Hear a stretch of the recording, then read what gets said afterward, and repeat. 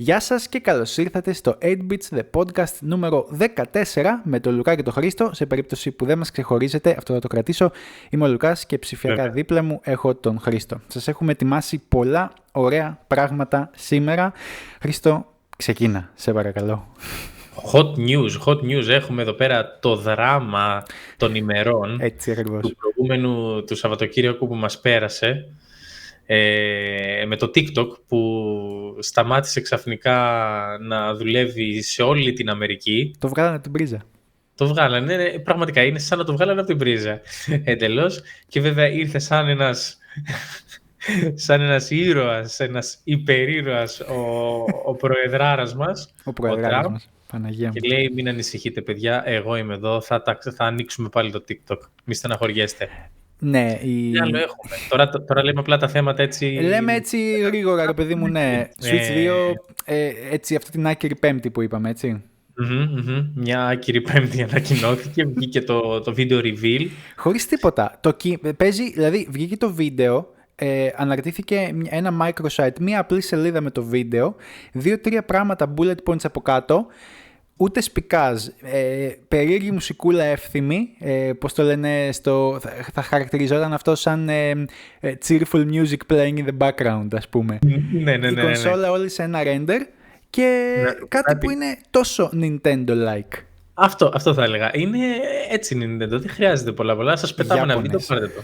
Δικό σας. Έχουμε επίσης και τα reviews που βγήκαν για τις 5090. Έχουμε πολύ υλικό αυτή την εβδομάδα για την 5090 και γενικά για τις RTX. Ναι, γιατί... Έχουμε μετά Intel, να μιλήσουμε λίγο για τις Intel GPUs. Ήρθε και έφυγε αυτό το νέο, γιατί ξέρεις, ήρθε λίγο στην επικαιρότητα ότι οι ARC B580 έχουν αυτό το υψηλό overhead σε παλιότερες πλατφόρμες και σε πιο αδύναμα συστήματα. Βέβαια σιγά σιγά βλέπουμε ότι, ξέρεις, ο κόσμος ήθελε απλά να τις κράξει από ό,τι φαίνεται τις κάρτες, επειδή ήταν φτηνές. Βέβαια δεν ξέρω πόσο φτηνές είναι στην Ευρώπη, γιατί μπήκα λίγο στα ευρωπαϊκά μαγαζιά και έχει 3,5 εκατοστάρικα, ενώ έπρεπε να έχει, δεν σου λέω να έχει 2,5, γιατί υπολογίζονται οι τιμές με ένα διαφορετικό τρόπο. Είναι συζήτηση για αργότερα, θα το αναφέρουμε αργότερα αυτό, αλλά εν τέλει δεν είναι και τόσο τραγικά τα πράγματα. Αυτό θέλω να πω και συνεχίζουμε.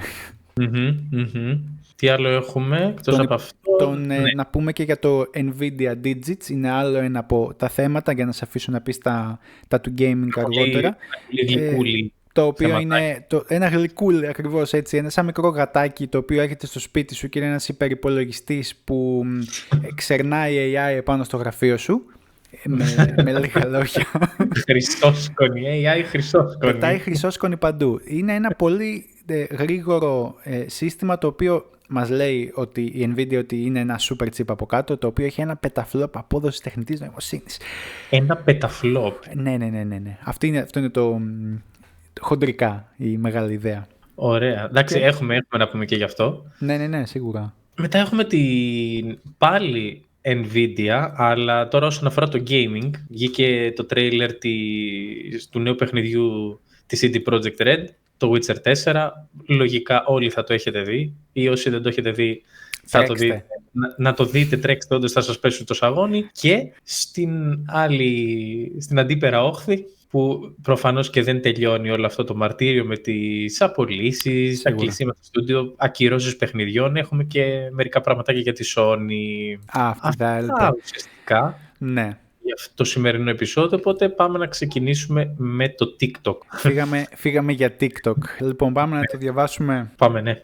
Λοιπόν, το TikTok επανέφερε, λοιπόν, αφού είπαμε ότι ήταν στον αέρα το όλο social media, κλάματα από influencers, παίρναν τα σκυλιά τους. Το σκυλί μου ήταν δημοφιλές στο TikTok. Μετά από ένα Σαββατοκύριακο έτσι που δεν δούλεψαν οι TikTokers της Αμερικής, των 170 εκατομμυρίων χρηστών, η πλατφόρμα όλη αυτή, το όγκος της. 170 εκατομμυρίων, βεβαίως. Είναι πολλοί κόσμος τελικά.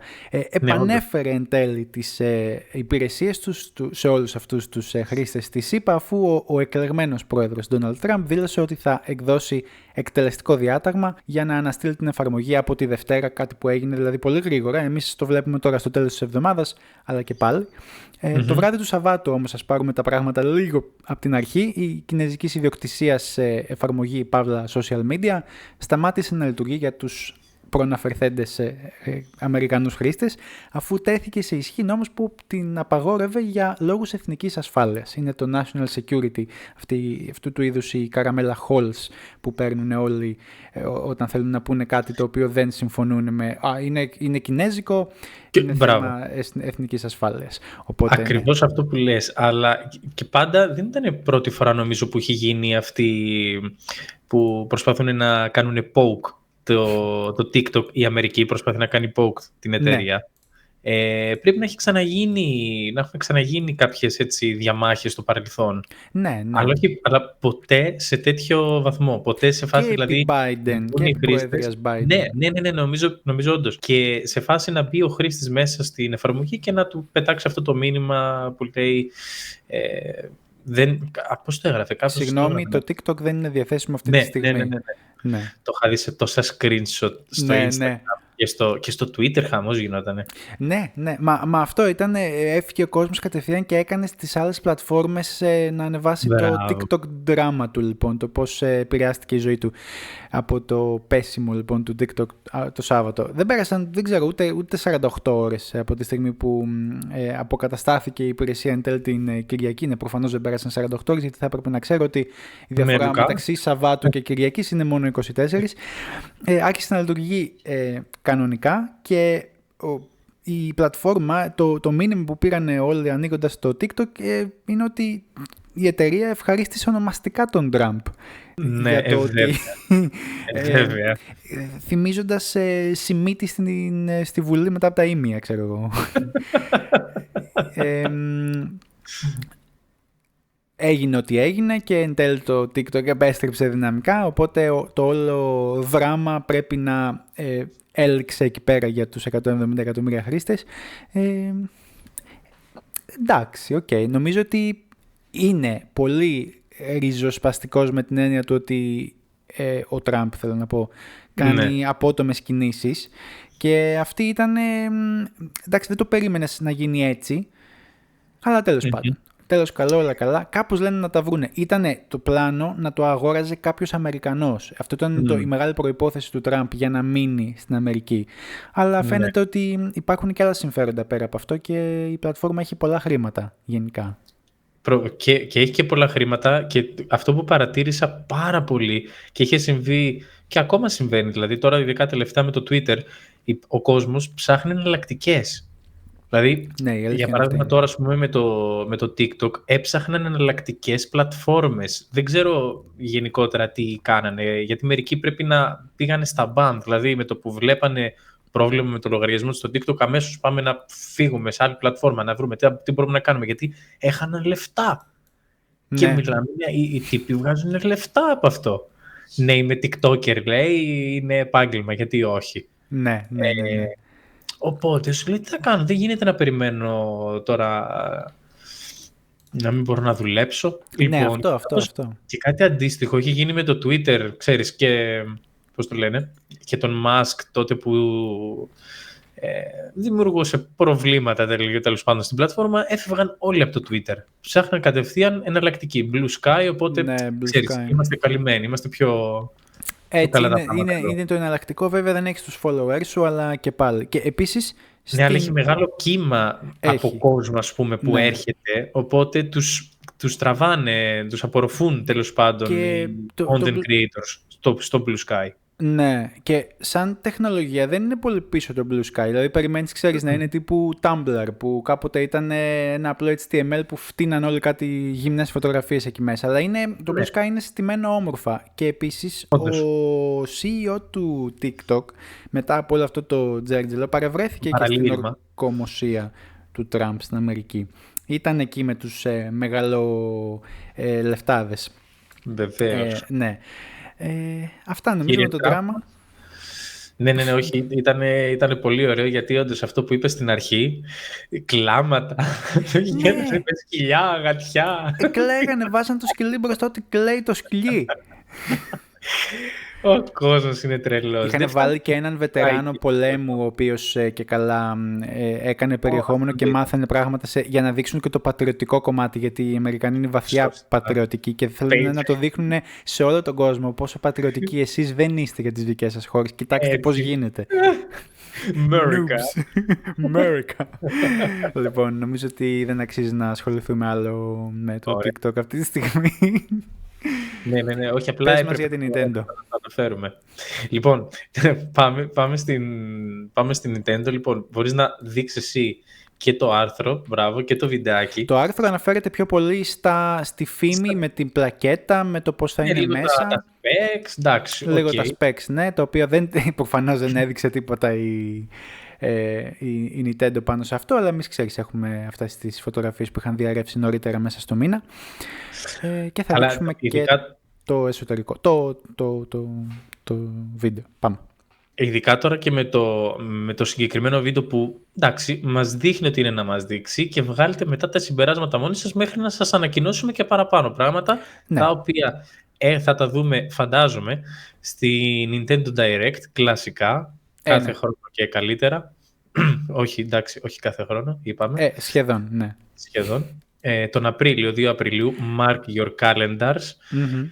Λοιπόν, εγώ τι παρατήρησα από το τρέιλερ. Το καινούριο Switch είναι θα είναι μάλλον πιο εργονομικό από το πρώτο. Ναι. Ίσως θα κάθεται καλύτερα. Θα κάθεται καλύτερα. Λίγο και στο τραπέζι και...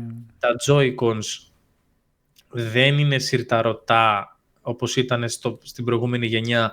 Mm-hmm. Έρχονται και κουμπώνουν σαν μαγνητίζουν. Πολύ ωραίο αυτό. Επιτέλους. Ναι, όντως. Ένιωθα ότι κλείνω την τουλάπα, το παράθυρο στο παλιό μου σπίτι, ξέρω εγώ, η ράγα κάτω. Ναι. Πω, σταμάτα βρε, μην τη χαντακώνεις έτσι την καημένη. Λοιπόν, μεγαλύτερα Joy-Cons, λίγο εννοείς το grip τους, η αίσθηση. Ναι, grip, μπράβο, είδες, το πιάσες. Η αίσθηση. Κατάλαβες τι ήθελε να πω. Μπράβο. Ναι. Είναι καλύτερη, πιο άνετο στο χέρι, μεγαλύτερη οθόνη, σημαντικό. Εντάξει, και τα specs είναι λίγο αναβαθμισμένα, άρα θα έχουμε καλύτερες επιδόσεις στα παιχνίδια μέχρι εκεί. Ναι. Καταλάβαμε. Εγώ κατάλαβα από το τρέιλερ. Δεν ξέρω εσύ τη γνώμη σου. Κοίταξε, τα Joy-Cons και το γεγονός ότι, όπως έχω αφήσει το τελευταίο καρέ εδώ του βίντεο για να το βλέπουμε, το ότι είναι μεγαλύτερη η κονσόλα σε σχέση με τον προκάτοχο. Σημαντικό. Είναι καλό, ναι, γιατί όντως παρά ήταν μικρή και χαμηλότερης ανάλυσης γενικότερα, αλλά ήταν και μικρή σαν συσκευή. Τώρα, ειδικά με κάτι ROG αλλά και κάτι Lenovo που δεν χωράνε στην παλάμη σου, που θες έξτρα τσάντα να τα κουβαλάς, είναι λίγο... Σκέψου, φαντάσου, τυπάδες ή γυναίκες με Nintendo Switch, το οποίο θα το κρεμάνε σαν τα κινητά, και θα το έχουν κρεμασμένο σαν ornament, σαν διακοσμητικό και θα περπατάνε μαζί με την κονσόλα. Μετά, κατακόρυφη αύξηση των αυγενικών στον πλανήτη λόγω κρεμασμένων Switch από... Μπράβο. Χαμός.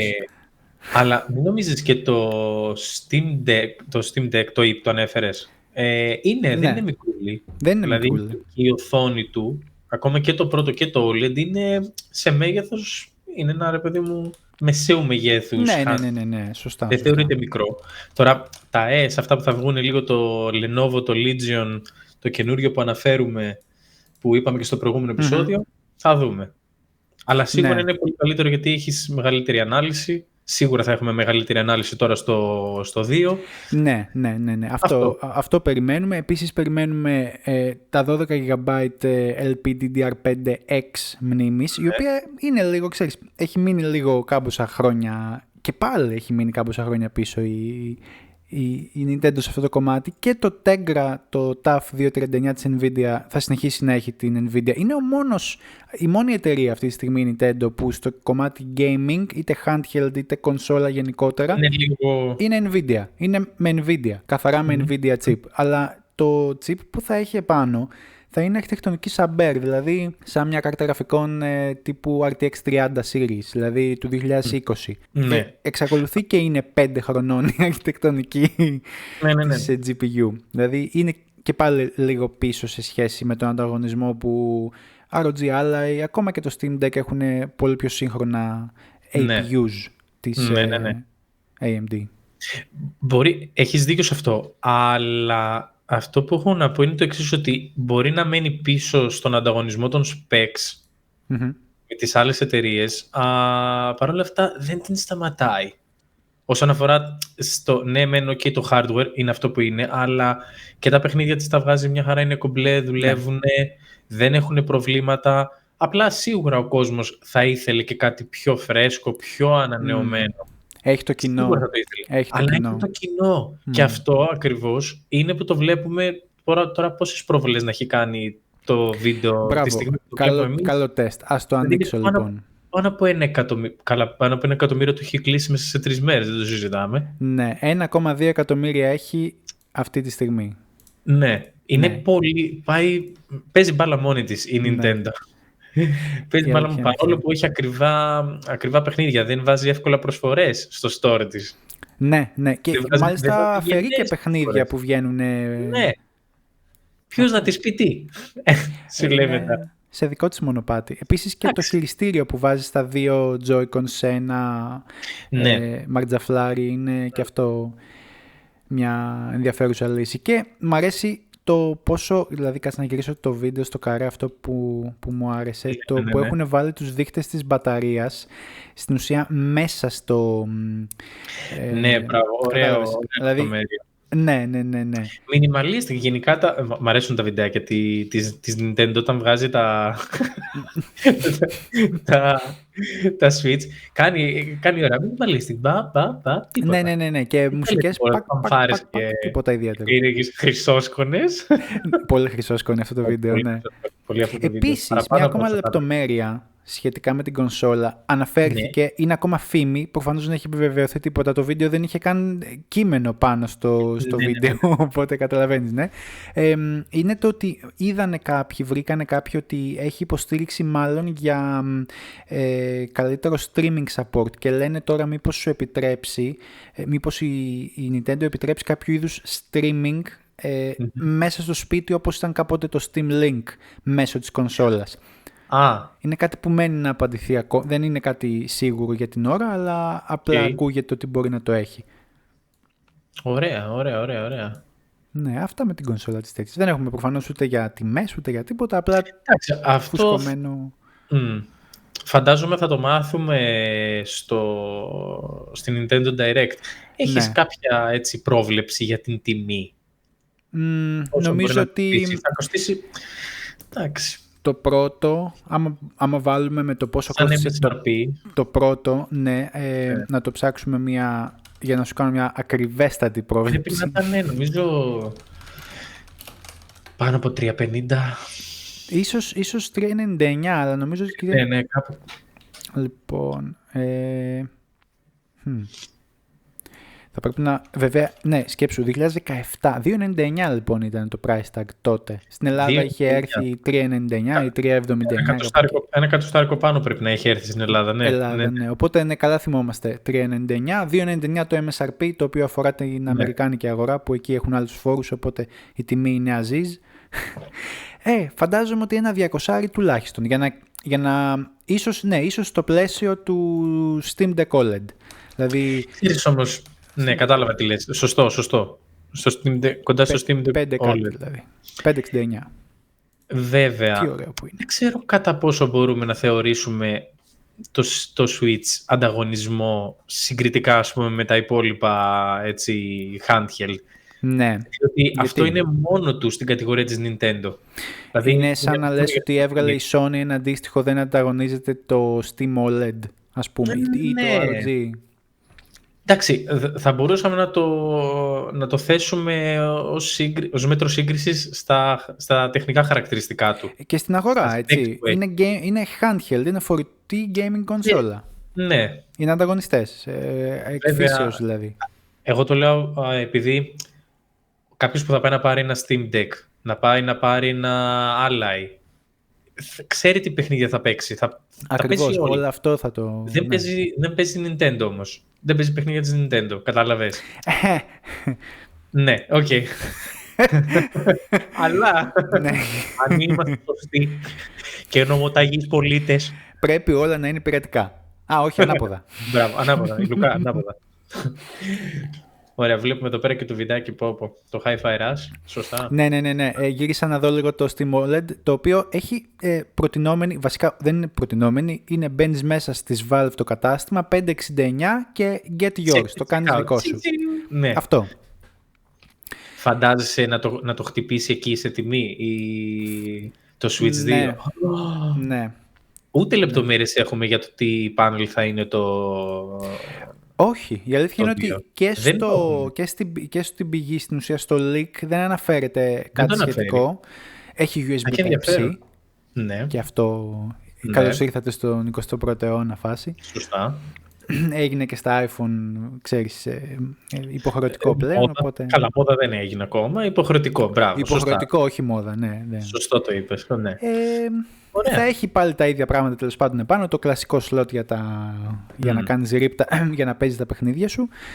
Μπράβο. Ναι, το έγκυρα αυτό το chip και μάλλον μεγάλη μπαταρία. Έτσι πως φαίνεται το κουτάκι αυτό στην άκρη. Ισχύει και θα είναι ένα πολύ μεγάλο επίσης θετικό αυτό με την μπαταρία, έτσι. Ναι, γιατί όντως αυτό θα είναι θέμα, ναι. Νομίζω το πρώτο όμως κρατούσε αρκετά για την εποχή που βγήκε, ήταν καλή τέτοια. Νομίζω ότι κλείσαμε με αυτό το κομμάτι. Πάμε στο φλέγον ζήτημα. Στην αυαρχίδα του σημερινού επεισοδίου. Σωστά. Στο main όνομα. 23 Ιανουαρίου. 23 Ακούεις το όνομα RTX 5090, ναι, 23 Ιανουαρίου, ωραία. Βγήκαν τα reviews λοιπόν επίσημα της NVIDIA RTX 5090. Βγήκαμε κι εμείς να δούμε τι γίνεται και καθένας θα τα πούμε. Ναι. Για κάποιους ήταν μια απογοήτευση, για κάποιους ήταν έτσι και έτσι, για κάποιους που να τους άρεσε πραγματικά ίσως δεν βρήκαν, να σου πω την αλήθεια.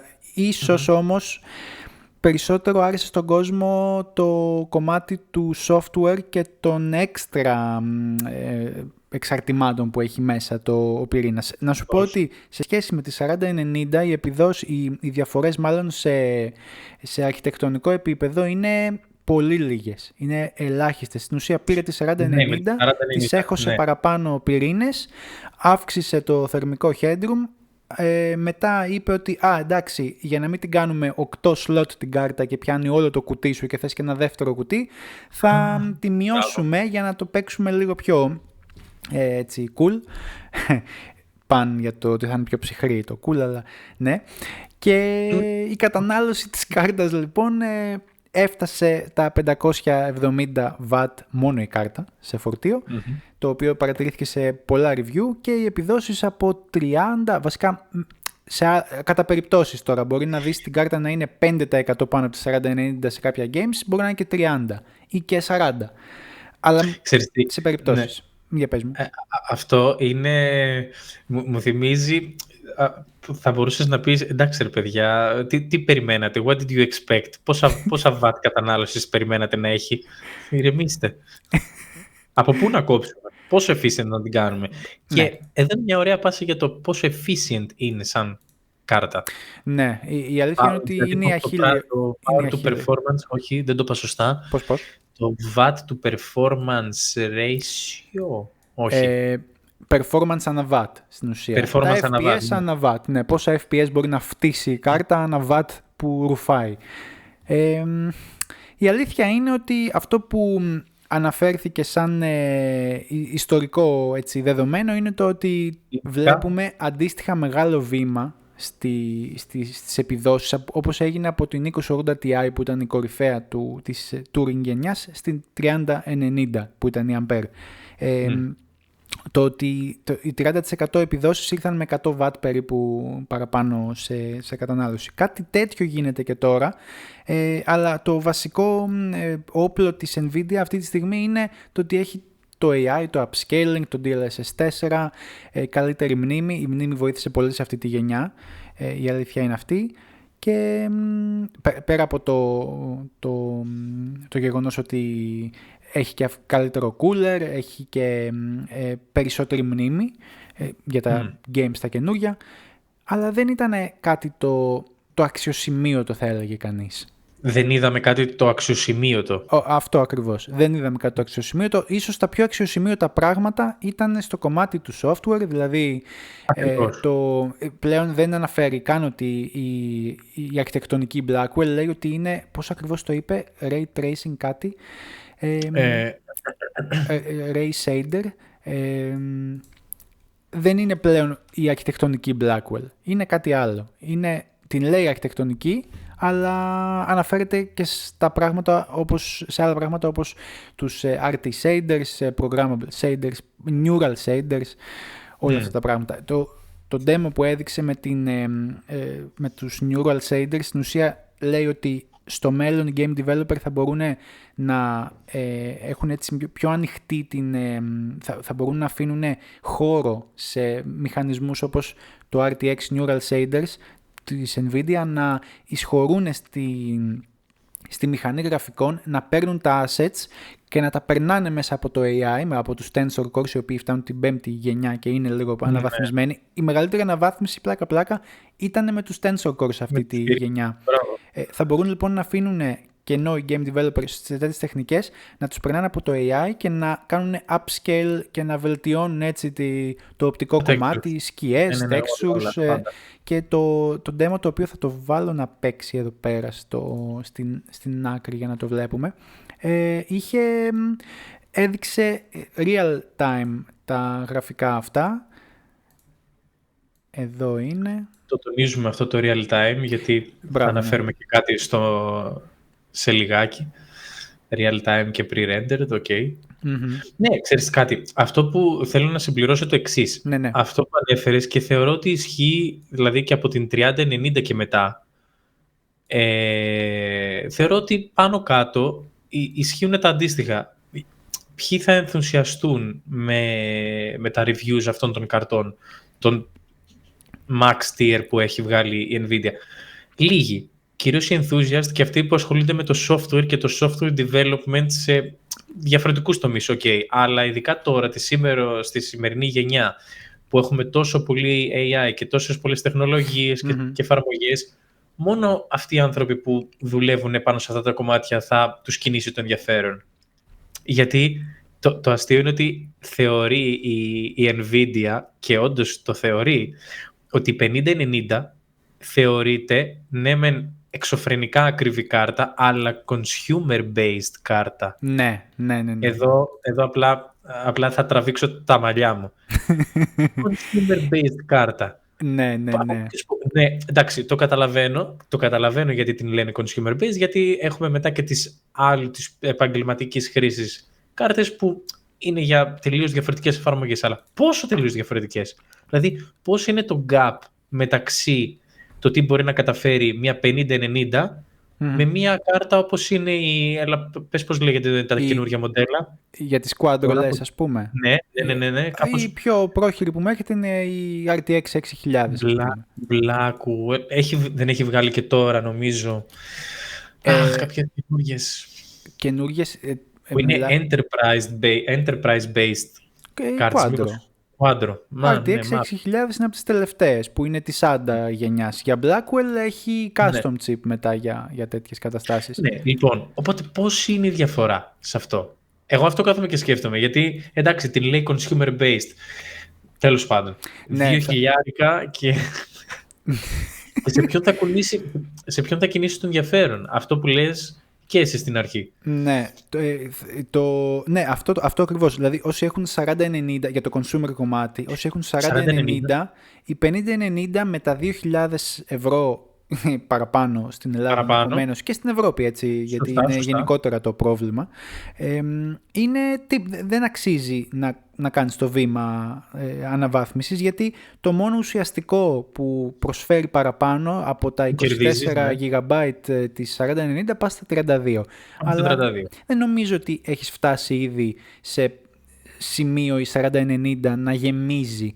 Είπαμε, υπάρχει μεγάλη ανάγκη για VRAM, αλλά με τις τεχνικές που έδειξε κιόλας με τους neural shaders, ρίχνει και το memory usage και σκοπός της είναι να ρίξει σε πολύ μεγάλο βαθμό το memory usage με αυτές τις έξυπνες τεχνικές. Στην ουσία, τι κάνει offload κάποια πράγματα από τη μνήμη, τα πάει στο Tensor Core, τα ξεπλένει από εκεί και τα ξαναφέρνει στον πυρήνα. Τα κάνει πιο εύκολα. Και τα κάνει πιο εύκολα, ναι.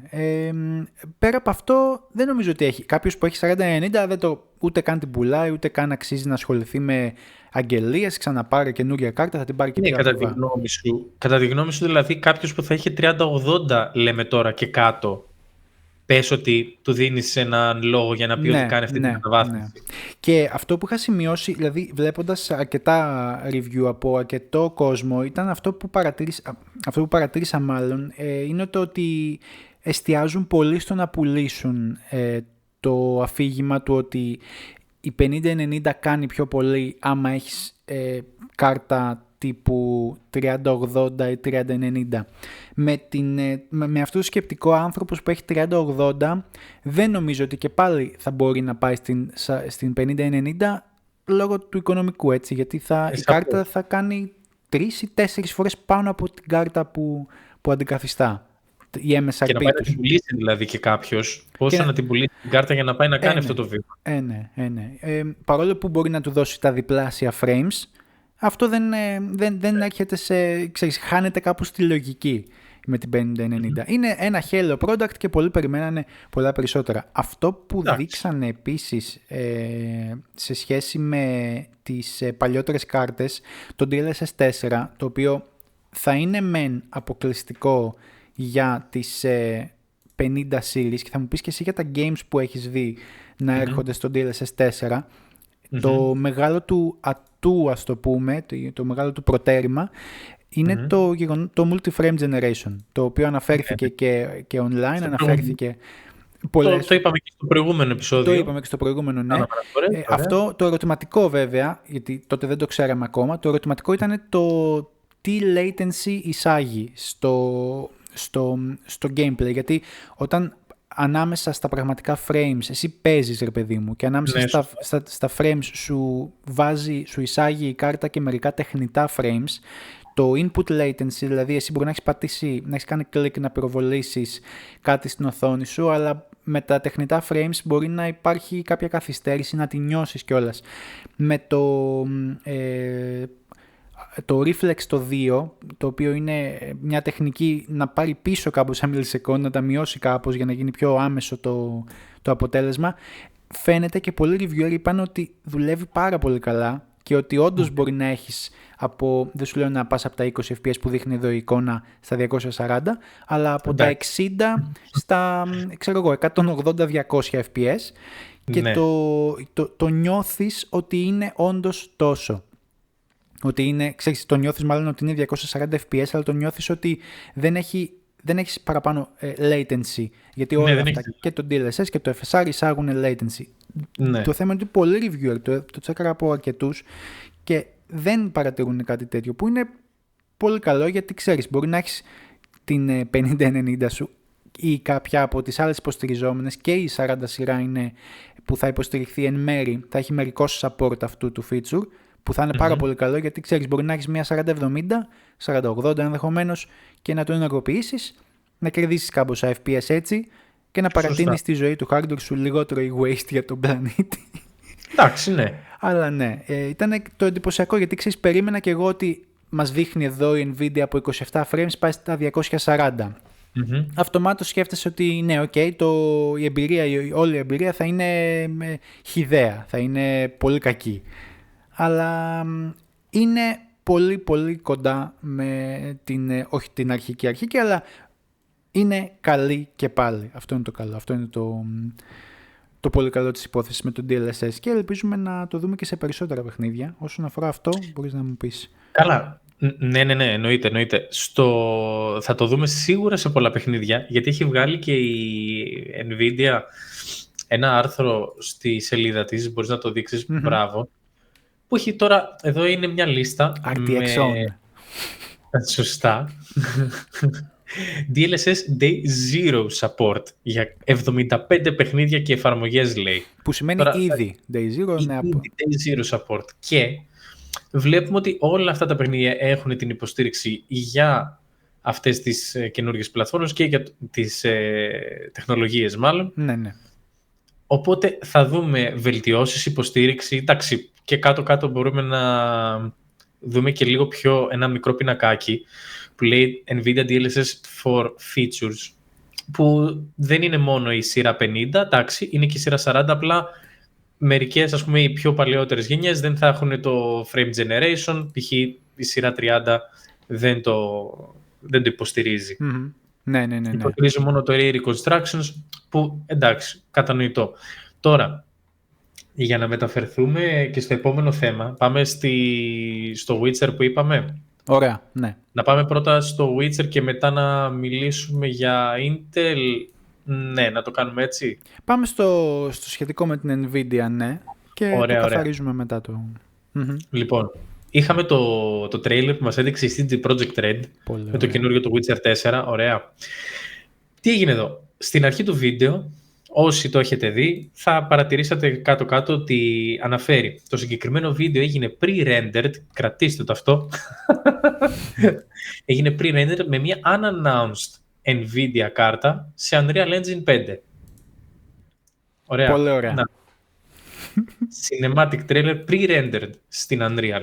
Λοιπόν, και μετά από λίγο καιρό, όταν ανακοινώθηκε και η 5090, μάθαμε ότι αυτό το βιντεάκι είναι φτιαγμένο με μια 5090. Και ότι είναι in-game footage, ας πούμε. In-game footage, ok, αλλά είναι cinematic trailer. Δεν ξέρω... Σωστά. Πρόσεξε, η εταιρεία δεν έχει μπει σε λεπτομέρειες σχετικά με το trailer. Δηλαδή αυτό που ρώτησες ήταν πάρα πολύ καλό. Ναι. Είναι in-game footage αυτό? Δεν ξέρουμε. Δεν το λέει. Όχι, όντως δεν το λέει. Θα μπορούσε. Φαίνεται... Θα μπορούσε. Ωραία. Το θέμα τώρα ποιο είναι το ερώτημα, το βασικότερο ερώτημα είναι. Ναι. Αξίζει... Τι θα πρέπει να σκεφτούμε εμείς οι θεατές? Ότι εντάξει, προφανώς είναι εξαιρετικό, η λεπτομέρεια ευκρίνη είναι φοβερή, αλλά το ότι είναι pre-rendered και όχι real time, κινεί λίγο κάποιες έτσι, όχι θεματάκια θα έλεγα, κάποια ερωτήματα, γιατί ας πούμε pre-rendered μπορεί να έχει γίνει, έχει γίνει τώρα με την 5090 και δεν ξέρουμε συγκεκριμένα τι άλλα τεχνικά χαρακτηριστικά χρησιμοποιήσετε, εφαρμογές ή πώς το λένε. Το σύστημα εννοείς που ναι, λειτουργίες μέσα από την Unreal. Γιατί ποιο είναι το θέμα? Μπορεί να σου πει, ρε παιδί, που το αναφέρει κιόλας η CD Projekt Red στο σχετικό άρθρο, λέει ότι το παιχνίδι φτιάχνεται με την ίδια μηχανή, νομίζω κάπως έτσι το λέει, που φτιάχτηκε και το Witcher 4. Okay. Βασίστηκε μάλλον. Κάτσε να ανοίξουμε το άρθρο. Στη μηχανή ναι, Unreal Engine 5. Να μην το πω λάθος. Περίμενε. Να το.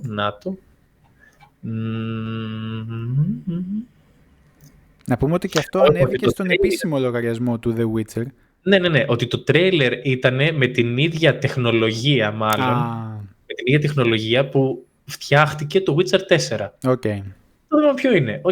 Η Unreal Engine όμως δεν είναι απλά μία μηχανή παιχνιδιών. Με την Unreal πλέον έχουμε μάθει ότι εδώ και πάρα πολύ καιρό η Unreal έχει ξεφύγει, έχει επεκταθεί και σε άλλους τομείς πέρα από το gaming. Είναι και στα CGI πάρα πολύ, είναι στα animations, δηλαδή είναι πολύ περίπλοκη έτσι, μηχανή που κάνει πολλά πράγματα, πολλά παραπάνω από το να είναι. Ξέρεις και εσύ πολύ καλά. Θες να πεις ότι είναι κάτι παραπάνω από αυτό που υπάρχει, κάτι παραπάνω από αυτό που βλέπουμε? Δηλαδή δεν είναι απαραίτητα για παιχνίδι. Είναι απαραίτητα να έχει κάνει και κάτι. Δεν είναι απαραίτητα μόνο για παιχνίδι, αλλά ακόμα και το βιντεάκι είναι πολύ tailored για αυτό που θέλουν να δείξουν. Εκεί θέλω να καταλήξω. Ότι δεν πρέπει κάποιος να κάτσει και να σκεφτεί τώρα τι πρέπει να έχω μια 50-90 για να παίξω το... Ναι, όχι, εντάξει. Σε αυτή την ανάλυση και την ευκαιρία που βλέπω. Όχι, δεν χρειάζεται. Το cloth simulation, ας πούμε, βλέπω εδώ και μου θύμισε αυτό με τα mesh shaders. Και το lighting πολύ, ο φωτισμός του με τις σκιές και τις αντανακλάσεις είναι εξαιρετικό. Το βάθος πεδίου. Το Ναι. βάθος πεδίου, όλο αυτό το blurriness στο background είναι από τα δύσκολα πράγματα, εύκολα πλέον με τις τωρινές κάρτες, αλλά είναι το να πετύχεις το cinematic αυτό αποτέλεσμα είναι λίγο δύσκολο. Ναι, αλλά σκέψου και βοήθησε με κι εσύ αυτό. Τη διαφορά του pre-rendered με το real-time rendering. Ναι. Δηλαδή, στο real-time rendering ξέρεις ότι εκείνη τη στιγμή που παίζεις το παιχνίδι σου ή βλέπεις το cinematic μέσα στο παιχνίδι, το κάνει εκείνη τη στιγμή η κάρτα γραφικών σου. Ναι, στο cinematic δεν το κάνει, ενώ στο real time όντως το κάνει real time. Υπάρχουν φορές που πρέπει να το τονίσουμε αυτό. Υπάρχουν φορές που διάφορες εταιρείες, είτε gaming είτε γενικά τεχνολογίας, όταν θέλουν να δείξουν ένα τρέιλερ, γράφουν ότι το τρέιλερ που τρέχει ή ας πούμε να διαφημίσουν το προϊόν τους είναι real time. Αυτή τη στιγμή το βιντεάκι που βλέπετε είναι real time τρέχει. Ναι, ή αυτό που γράφουν. Γι' αυτό έψαχνα αμέσως στην επιλογή το captured in-game footage ή κάπως έτσι που το γράφουν με αχνά γράμματα κάπου συνήθως. Ναι. Το οποίο δεν τον βλέπω να αναφέρεται εδώ. Οπότε τώρα το pre-render δεν είναι φτιαγμένο εκείνη τη στιγμή. Ναι. Συνήθως έχει περισσότερες επιλογές, παραμέτρους για το φωτισμό που είπες πριν. Οπότε όλο αυτό το πράγμα θέλει να το πάει καρέ προς καρέ. Δεν θα μπορούσε να γίνει εύκολα μάλλον σε real time. Οπότε γι' αυτό και μάλλον εφόσον είναι cinematic reveal trailer είναι pre-baked, έτοιμο και φτιαγμένο μόνο για να παιχτεί μια φορά σαν βίντεο. Και εν τέλει φτάνουμε στο σημείο να λέμε το εξής, ότι η διαφορά του pre-rendered όταν θέλεις να συγκρίνεις pre-rendered με μια κάρτα, ας πούμε, που αναφέραν ότι είναι με την 5090, θεωρώ, κατά τη γνώμη μου, ότι ήταν περιττό να το πούνε. Όχι να το δείξουν έτσι όπως ήταν, αυτό ήταν super, αυτό ήταν ότι καλύτερο έχουν δει τα μάτια μας. Αλλά να το αναφέρουν και να το τονίσουν, το θεώρησα λίγο περιττό, γιατί στην ουσία και με μια 5080 π.χ. Και με μια άλλη κάρτα μπορείς να έχεις ένα εξαιρετικό αποτέλεσμα. Real-time rendering όταν παίζεις το παιχνίδι σου και βλέπεις και τα cinematic εκείνη τη στιγμή, τα cutscenes κλπ. Θα έχεις εξαιρετικό αποτέλεσμα. Και αυτό πρέπει να το πούμε για να το ξέρει και ο κόσμος, για να μην σκέφτεται. Ξέρεις, θέλω 50-90 για να το παίξω έτσι. Έτσι θέλω να το παίξω. Έτσι θέλω να το βλέπω. Θέλω να το βλέπω όπως το δείχνει το cinematic. Δεν το δει ποτέ έτσι. Εν τω μεταξύ είναι και αυτό η μάστιγα του ότι βγαίνει αυτό το cinematic trailer. Όλοι έχουν αυτό σαν εικόνα και βγαίνει το game. Σωστά. Cyberpunk. Σωστά. Και κοίτα να δεις πώς έτυχε εκείνη από την ίδια εταιρεία, γάμο το. Και το ωραίο ποιο είναι, ότι στο άρθρο που δείξαμε λίγο πιο πριν με τη λίστα των DLSS 4 των παιχνιδιών, κάτω-κάτω άμα δεις, μετά τον πίνακα, γράφει ότι και το Witcher 4 στην κυκλοφορία του θα έχει support για DLSS προφανώς, features, είναι λίγο πιο πάνω άμα το δεις, λίγο πιο πάνω. Κάτω από τον πίνακα. Μαζί με το Doom, το καινούριο το Doom σωστά. που βγαίνει, μπράβο εκεί. Παναγία μου. Χαμός. Ναι. Και επίσης, και υπάρχουν και τα παραδείγματα παιχνιδιών που ότι περίπου 50-90 μπορεί και να χρειαστείς για να το παίξεις τέρμα. Όπως το Indiana Jones στο The Great Circle. Δεν το έχω ξεκινήσει ακόμα, η αλήθεια είναι, και θα ήθελα. Για να το παίξεις τερματισμένα όλα 4K, μπορεί. Απαιτεί και για να ξεκινήσει να έχεις αρχικά RTX στο PC σου. Να έχεις βασικά Ray Tracing στο PC σου. Αυτό το είχαμε. Με ποιο ήταν και με το Alan Wake, δεν ήταν που λέγαμε ότι. Με τις RTX. Ναι. Το οποίο το πήρανε πίσω, σωστά. Το πήρανε πίσω. Είχανε πάρει πίσω. Έχω την εντύπωση. Όταν είχαμε κάνει το επεισόδιο, θυμάμαι. Όταν είχαμε κάνει τότε το επεισόδιο, δεν είχαμε διαβάσει ότι το είχαν πάρει πίσω. Δεν είχε βγει κάποια είδηση σχετική. Γιατί θυμάμαι έλεγε ότι τρέχει με RTX. Σωστά. Ήθελε μια συγκεκριμένη κάρτα και πάνω λόγω των shaders. Ναι. Δεν θυμάμαι τώρα λεπτομέρειες, μην πούμε βλακεία και μας λένε και... Όχι ρε, εμείς λέμε πάντα ακριβή πράγματα. Ποτέ δεν έχουμε πει χαζομάρες. Όχι. Λοιπόν, αυτό σχετικά με τη CD Projekt Red και την 5090, απλά θεώρησα ότι ήταν περιττό να το αναφέρουν ότι έχει γίνει pre-render με 5090. Δεν μας νοιάζει. Ναι. Δεν μας νοιάζει. Είναι λίγο... Είναι irrelevant. Περιττό θεωρείς. είναι irrelevant. Γι' αυτό ήθελα να με βοηθήσεις όσον αφορά το pre-rendering και το real-time rendering, να μου δώσεις λίγο τα φώτα σου πιο τεχνικά. Αλλά δηλαδή αυτό που είπα, Ναι. σε γενικές γραμμές, είναι σωστό, έτσι. Δηλαδή, ναι. Σαν ρεαλισμός, το real time όταν τρέχει, όταν κάνει rendering η κάρτα, το rendering πώς θα μπορούσαμε να το πούμε στα ελληνικά? Ξέρω εγώ, εκτέλεση ή μάλλον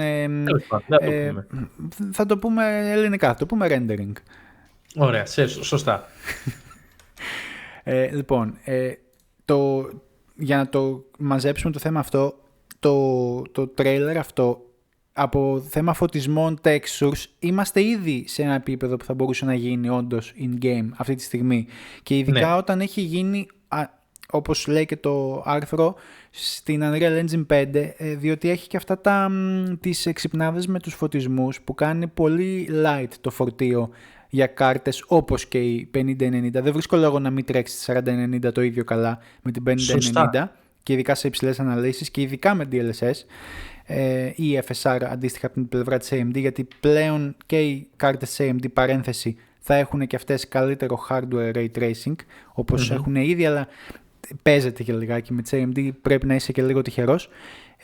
Είμαστε ήδη κοντά, οπότε το real time, το να πετύχεις αυτό το αποτέλεσμα σε cinematic επίπεδου trailer σε real time, ειδικά με την Unreal Engine, με τους φωτισμούς, πώς το λένε την Unreal Engine 5, το Lumens, νομίζω κάπως έτσι, που είναι το Global Illumination και Reflections. Είναι πολύ εύκολο να συμβεί αυτό σε τωρινό hardware, πόσο μάλλον στην 5090. Δηλαδή, όπως το είπες. Όταν βλέπεις αυτά τα αποτελέσματα, είναι πολύ εύκολο να συμβεί. Ναι, όταν βλέπεις αυτά τα αποτελέσματα που γίνονται real time κιόλας και τα βλέπεις μέσα και μπορείς να αλλάξεις την κάμερα και γίνεται real time και από κάρτες όχι τόσο δυνατές, δηλαδή και 4080 μπορεί να το κάνει αυτό. Ναι. Είμαστε, ή αυτά τα πολύ σύνθετα, ας πούμε, τα εκατομμύρια, δισεκατομμύρια πολύγωνα που μπορεί να έχει αυτή η σκηνή με τους βράχους. Με πολλή λεπτομέρεια, ναι. Μπορεί και τους φωτισμούς και τις σκιές και όλα αυτά. Νομίζω ότι είσαι εκεί και το κάνει real time. Νομίζω είμαστε κοντά. Οπότε τα cinematic της Blizzard που βλέπαμε μικρή σε Warcraft και λοιπά παιχνίδια, μάλλον έχουν έρθει πολύ πολύ κοντά και μάλλον θα τα βλέπουμε πιο συχνά. Ενδιαφέρον και πάλι, και νομίζω ότι επειδή βγήκε η 5090, ανακοινώθηκε, είπε η CD Projekt Red, OK, επειδή έχουμε καλή σχέση με την Nvidia, ας βγάλουμε και αυτό το νέο. Νομίζω ότι ήταν πιο πολύ για το wow effect, γιατί θέλανε κάπως να κάνουν μια grande εισαγωγή για το Witcher. Ναι, ήταν αυτό. Αυτό και μόνο. Αλλά ναι, αυτό για το Witcher, τα νέα.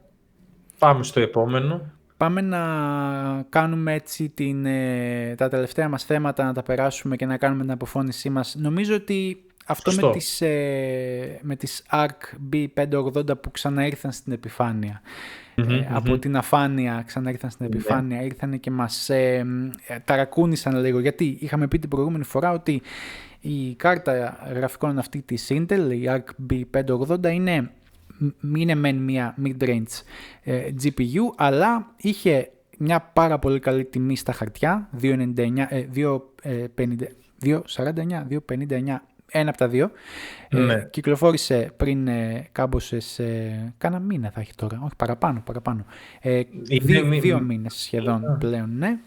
Έχει την καινούργια την XE2 αρχιτεκτονική, αλλά όπως αποφάνθηκε έχει κάνει πολύ καλή δουλειά η Intel στο κομμάτι των drivers, αλλά όχι τόσο καλό όπως φάνηκε μετά από μετρήσεις που κάνανε πολλά media, και νομίζω ότι το πρώτο που το έφερε στο προσκήνιο έτσι ήταν η Hardware Unboxed, στην ουσία οι Αυστραλοί που γράφουν και στο TechSpot και έχουν και ένα γραπτό εκεί πέρα, το οποίο αναφέρουν, ας πούμε, ότι το CPU overhead που έχουν οι drivers της ARC B580 είναι λίγο μεγαλύτερη, δηλαδή χρησιμοποιούν παραπάνω CPU, για να το πούμε απλά, όταν έχεις ένα CPU παλιότερης γενιάς, και έτσι μπορεί να δεις και χαμηλότερες επιδόσεις, σημαντικά χαμηλότερες μερικές φορές, ανάλογα με το CPU σου. Δηλαδή αυτοί δοκιμάσανε κάποιο... Διάφορα παιχνίδια, εντάξει.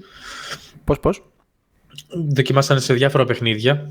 Σε διάφορα παιχνίδια, έτσι, ναι. Και υπήρχε έτσι μια απόκληση από την original πλατφόρμα που είχαν δοκιμάσει την κάρτα. Παρ' όλα αυτά, όπως όλα, βασικά, οι Hardware Canucks το δείξανε πρώτοι. Οι Καναδοί Hardware Canucks, ναι.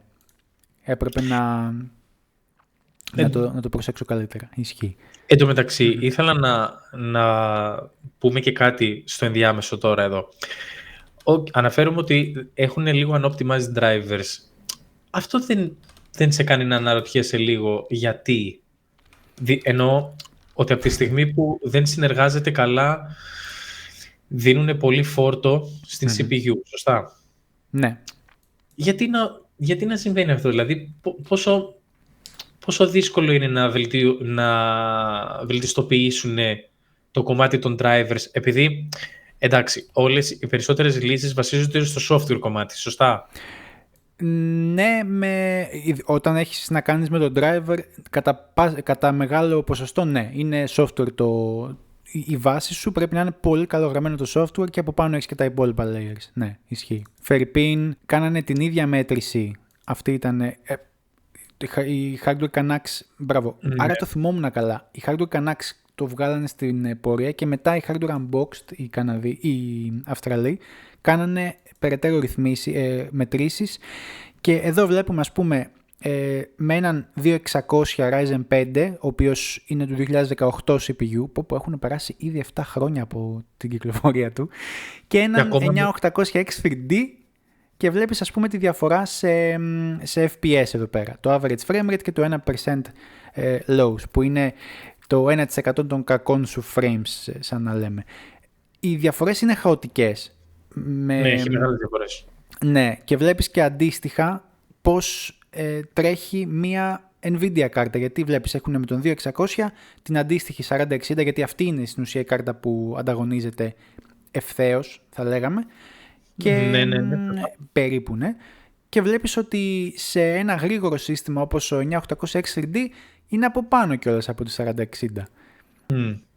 Αυτό που εν τέλει νομίζω ότι εκεί που αποδίδεται το όλο θέμα είναι στο ότι υπάρχει έτσι, ή μάλλον δεν υπάρχουν resources αρκετά από την Intel για να φτιάξει έναν καλό GPU driver, γιατί δεν το είχε κάνει ποτέ. Ναι, αλλά είναι δικό σας όλο. Ναι. Όλο δικό σας είναι. Πώς γίνεται να μην πετυχαίνει? Δεν βασίζεται σε δεύτερους ή τρίτους. Σε τρίτους μάλλον. Φαντάσου ότι είχαν GPU department για να γράφουν drivers για κάρτες γραφικών που ήταν μόνο πάνω σε επεξεργαστές. Το GPU driver department της Intel πρέπει να ήταν 3 άτομα. Δεκτό λοιπόν. Αλλά αυξήθηκαν λίγο παραπάνω, αλλά νομίζω ότι δεν έχει αυξηθεί πάρα πολύ. Η απορία μου είναι ο λόγος το ότι η Intel γενικά δεν είχε τόσα προβλήματα όσον αφορά τους drivers συγκριτικά με την AMD, για παράδειγμα. Ναι, γιατί δεν έχει ιστορικό. Δεν έχει ιστορικό. Αυτό. Νομίζω ότι δεν έχουμε μέτρο σύγκρισης, και έχουμε μάλλον μέτρο σύγκρισης ακόμα και την AMD που την κοροϊδεύαμε κάποτε και λέγαμε οι drivers της AMD θέλουν να οριμάσουν σαν το παλιό καλό κρασί και τέτοιες αηδίες. Τα λέγαμε αυτά. Τα λέγαμε αυτά, ναι. Άσε να οριμάσει ο driver. Τι είναι να οριμάσει ο driver? Φασόλια. Θες να πάρεις την κάρτα σου και να παίζει. Αν δεν μπορεί η εταιρεία να υποστηρίξει Day Zero την κάρτα, το παλιό καλό κρασί θα γίνει ξύδι, θα γίνει. Όχι, εσύ είπαμε, όχι τόσο πολύ. Δώσε ένα μικρό headroom στα παιδιά. Ένα μικρό, γιατί ξέρεις, όταν το παίρνουν το προϊόν σου εκατομμύρια άνθρωποι, μεγαλώνει το pool των χρηστών, μεγαλώνει η πολυπλοκότητα. Κοίτα να δεις, αυτός τρέχει την καινούρια μας κάρτα, λέει με Pentium. Ναι. Για να δούμε, για να πάρουμε.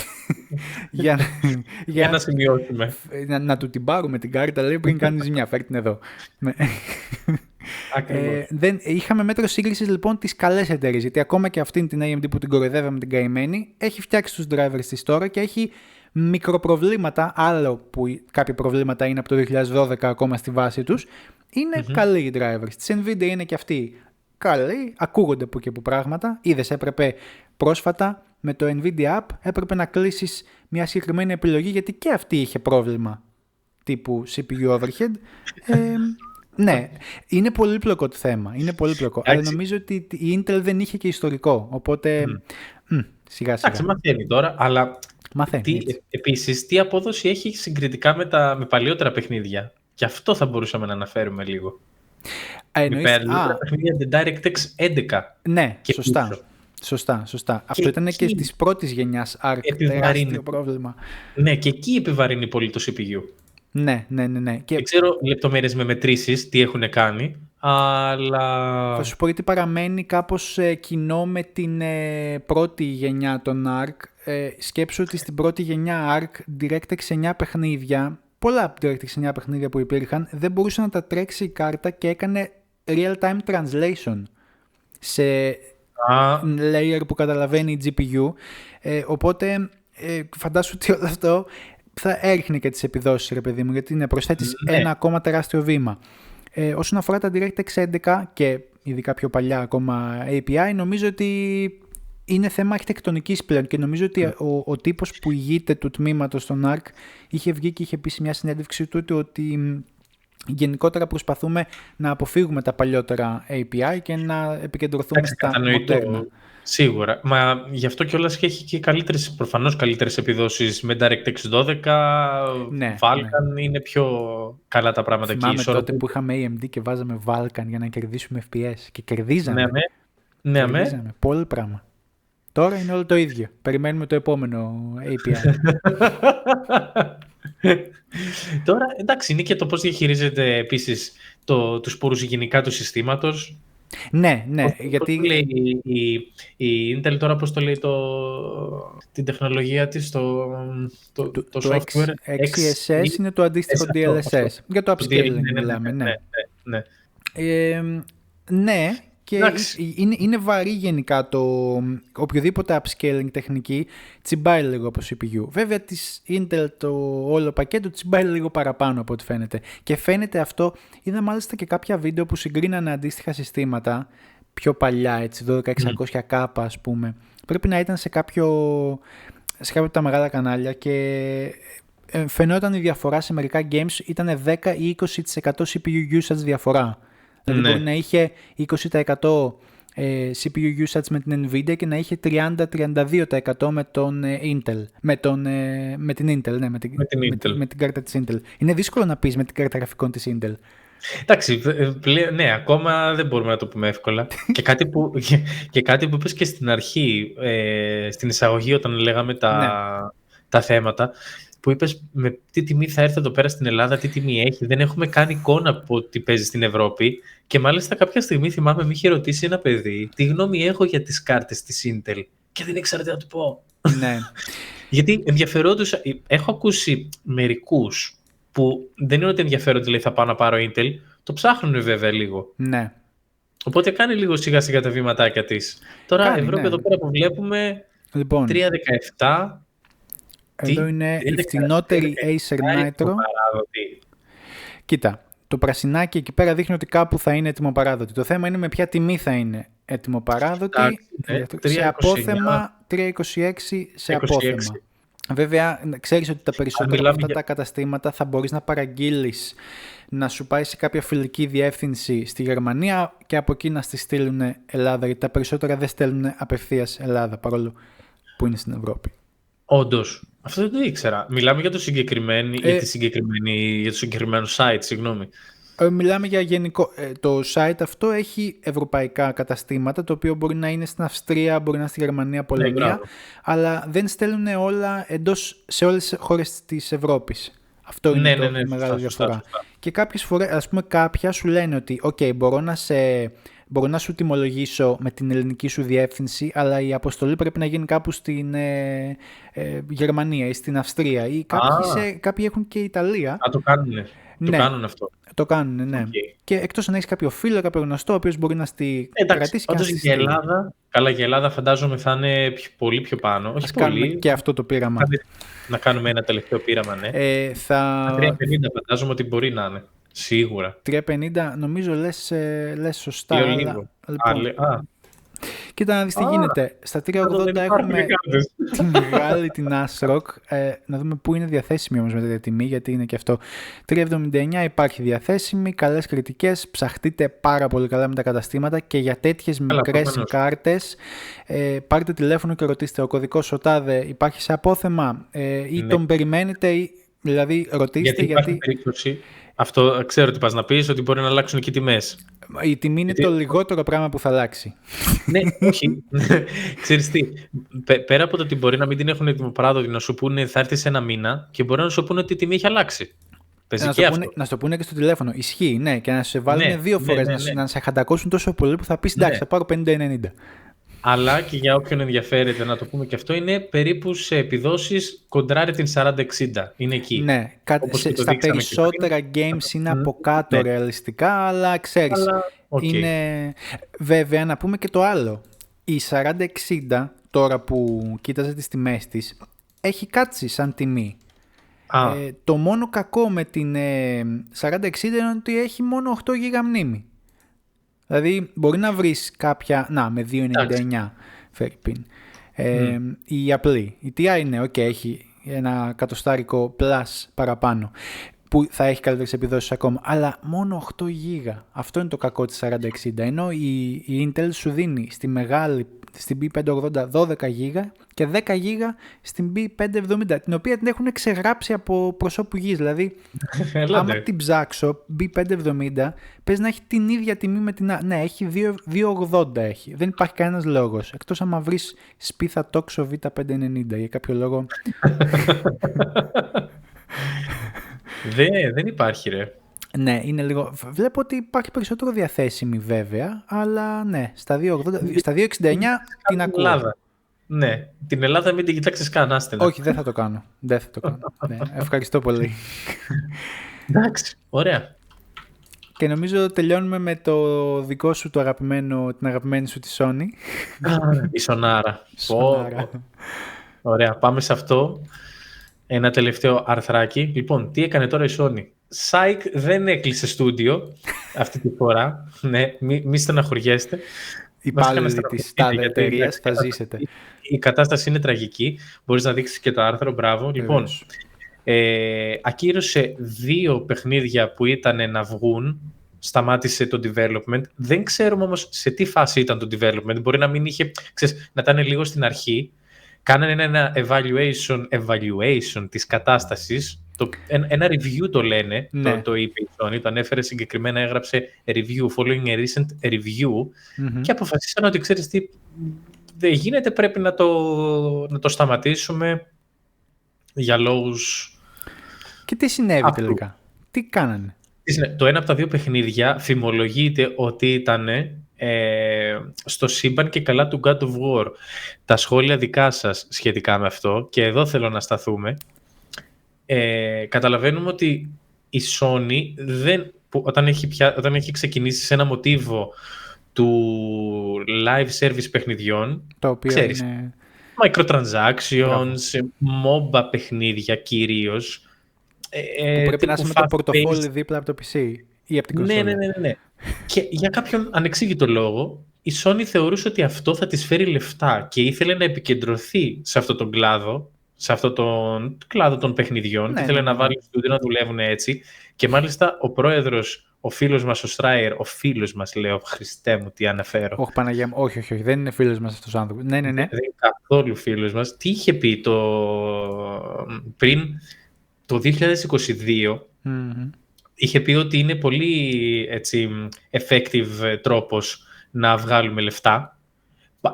Πιο πολύ αυτό, παρά να ασχοληθούμε με ποιοτικά single player παιχνίδια ή ό,τι έχει να κάνει αυτό. Είχε παίξει πολύ συνδύσεις τότε. Το είπε ο άνθρωπος, το είχε πει. Και προφανώς αποδεικνύεται το αντίθετο πλέον από αυτόν τον ισχυρισμό. Με ποια νούμερα, ποια ήταν τα metrics που δηλώνανε κάτι τέτοιο? Μόνο τα licenses θα ήταν. Δηλαδή, πουλούσαμε τόσα παιχνίδια, μετά δεν ασχολιόταν ο κόσμος. Οπότε, Ενώ με τα microtransactions πήρε αυτό, πήρε και το άλλο, πήρε και το άλλο. Πήρανε και άλλα τόσα. Είχαμε παιχνίδια που ακυρώθηκαν στο παρελθόν, όπως ήταν στην αρχή του άρθρου το γράφει. The Last of Us Online. Άλλο μαρτύριο από εκεί. Άλλο σοκ ο κόσμος. Μεγάλη κουβέντα βέβαια και το The Last of Us Online. Είχαμε Spider-Man The Great Web. Άλλα projects τα οποία δεν είχαν ανακοινωθεί καν. Και τώρα ακούμε για ένα project γύρω από το σύμπαν του God of War. Ρε φίλε, απλά σκέψου το λίγο. Τι God of War και online παιχνίδι God of War. Δεν μπορώ να το φανταστώ. Όχι μόνο online, το λέω λάθος. Όχι απλά online, έτσι. Ναι. Τι, microtransactions μέσα να είναι πάνω σε ποιο μοτίβο. Πώς θα παίζει. Δηλαδή δεν μπορώ να φανταστώ τι θα είναι. Θα είναι σαν το For Honor, ας πούμε, που μπαίνετε όλοι μέσα αργοκίνητα καράβια με κάτι μάλετ στα χέρια που πάτε να σφαγιάσετε ο ένας τον άλλον. Ναι. Πώς θα ήταν, ή θα ήταν ένα τύπου Fortnite κλόνος. Φαντάσου τον κράτος να πέφτει στο map από πάνω με λεξίπτωτο. Κράτος και... Battle Royale, μπράβο. Battle Royale, αυτό φαντάστηκα. Με πολλούς ίδιοι κράτος να πέφτουν από ένα αεροπλάνο, ξέρω εγώ, κάτι, στο map και να σφαγιάζονται. Χριστέ και Παναγιά. Δεν ξέρω, αναρωτιέμαι πραγματικά αν οι fans του και της Santa Monica γενικότερα σαν στούντιο και του franchise, τι θα είχαν να πούνε γι' αυτό. Και η Sony έχει όλα αυτά τα αποτυχημένα online projects που προφανώς δεν προχώρησαν. Τι είχε πει στο τέλος? Όχι, δεν είχε πει. Το μόνο project που ακόμα πηγαίνει καλά και αναφέρει και η ίδια ότι προχωράει είναι το Helldivers το 2. Αχα. Θεωρεί πετυχημένο. Okay. Βέβαια έκανε εκείνο το ωραίο, το σοκαριστικό μάλλον, που άμα ήθελες να παίξεις από το PC Helldivers, τι θα έπρεπε να έχεις? PlayStation account. Σωστά. Ναι. Το θυμάμαι αυτό. Ναι. Τι φάση. Έπρεπε να έχεις PlayStation account. Πάντως, πάει καλά. Το Helldivers το 2, δόξα τω Θεώ, για το στούντιο, πάει καλά. Καλό και αυτό. Κάνουμε το σταυρό μας δηλαδή. Αντέχει ακόμα. Έχουμε δουλειά, έχουμε να φάμε. Ρε φίλε, ξέρεις τι, γελάμε, αλλά εκεί έχουμε φτάσει. Ναι. Να λέμε πάλι καλά που ξυπνάνε οι άνθρωποι το πρωί και λέμε έχουμε δουλειά σήμερα, εντάξει. Ναι. Γιατί όταν ακούς τη Sony να επικεντρώνεται σε αυτού του είδους τα κέρδη και όχι στα ποιοτικά παιχνίδια, λες Παναγία μου, τι κάνουμε εμείς ως developers, αν μπούμε δηλαδή στη θέση του developer. Ναι.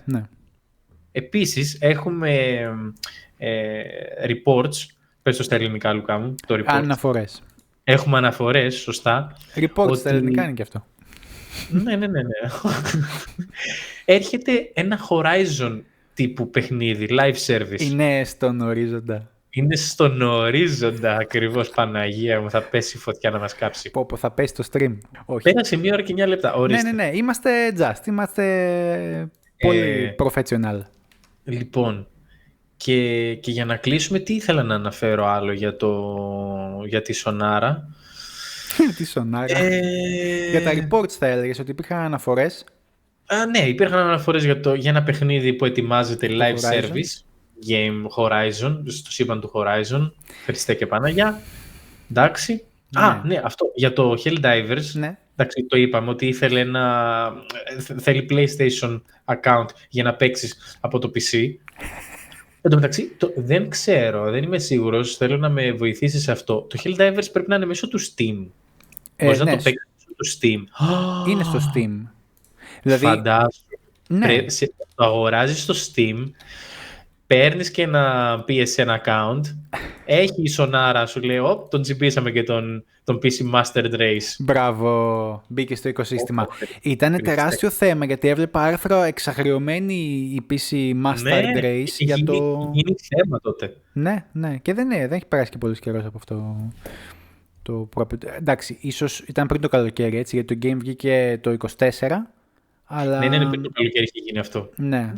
Τότε που ξεκίνησε και έμπαινε πολλοί κόσμος, ήταν στα φόρτα του. Ναι, Ακόμα κρατάει καλά, έχει κρατήσει μια σταθερή πορεία. Ναι, και στο Steam βλέπω, ας πούμε, να το γυρίσουμε και αυτό, very positive και mostly positive και πολλές κριτικές, 700.000 κριτικές. Πρέπει να μπήκανε όλοι από το PSN Network, ξέρεις, και μπήκαν και αφήσανε και στο Steam κριτική.